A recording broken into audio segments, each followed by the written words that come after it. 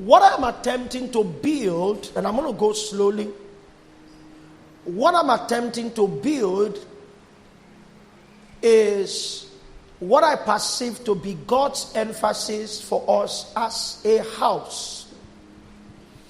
In case you want a name for this season, it can be clearly called a season of rebirth. A season of rebirth. God has sentenced us onto a wilderness experience where we can molt like an eagle.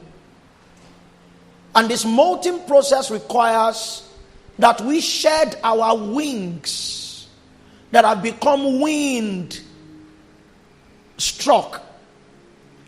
The reason why the eagle sheds his wings is because the fellowship of dust and water creates hardness in the wing. So the free flow of air that gives it gliding capacity is lost progressively as it goes through the wind.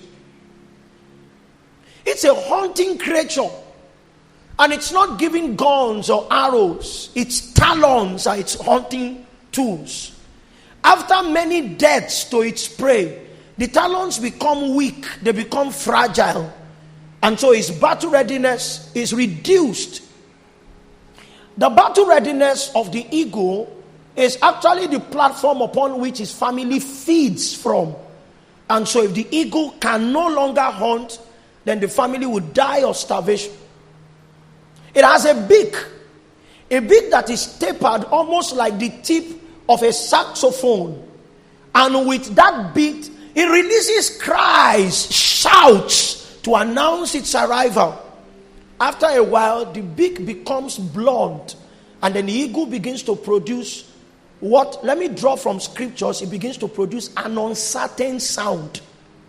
When it speaks, we can no longer know if it's a day of war or a day of peace. The communications become mixed. And so the eagle is gifted a season where it goes into the wilderness all by himself, watched, seemingly helpless, becomes vulnerable. It uses his beaks to take out all of its feathers, breaks his talons upon the rock, and breaks the beak upon the rock. It's a bleeding process. It's to make the blood flow. And you know that the blood of every creature is what? The life of every creature is where? It's to exit witness by bleeding. And then when it begins to heal back, it signals its rebirth by a scream from new beaks. That's where God is taking us to. One of the things that happens when the eagle goes for molting is that it becomes vulnerable. Its wings were not, its feathers were not just for beautification, they were to preserve it from the elements. So in the seasons of molting, a man is presumed to be vulnerable. But you are willing to go through the seasons of vulnerability because a day of strength is coming. It was that process called molting that the prophet Isaiah masked and called waiting. So he said, they that wait upon the Lord, they shall renew their strength. That's the concept of birthing. And the outworking of that rebirth is that they begin to do natural things supernaturally, and they begin to do supernatural things naturally. They, human beings, according to scriptures, we begin to mount up with wings as eagles. It means it's natural for an eagle to go up with wings, but it will be supernatural for a man to go up with wings. So they do the supernatural naturally. Things that are supposed to be supernatural, like prayer, become natural for the man who has gone to the space of molting. And they also run, which is normal for a man. An activity which is designed to end in weakness can no longer end with weakness, because they also do the natural supernaturally. So it's possible for a student to go through the seasons of molting, and then he begins to approach his academics with supernatural proneness.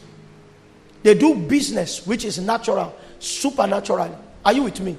They run their relationships, which is natural, supernaturally, not because They just kept moving, but they understood the technology of the waiting of the eagle. I came to announce to you that we will come out of molting differently. What I mean is two things. It means that if you survive the molting process, you'll be different. But it also means that even though we entered as a house together, we'll come out as individuals. Every man will determine the rate of change. So that in case you love your own feathers for long, you can be in the place and retain your feathers. You have decided not to be vulnerable with God. You come clad in all kind of garments. That in the day the great one attempts to come into your privacy, you tell him not so, not so. You will still be in the wilderness. Sorry, I'm hard, Abi. I found out from God that the rate of exit differs.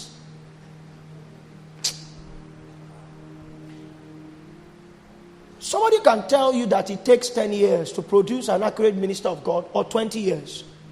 What I will tell you is that what keeps men that long sometimes is the shape of their fellowship with God.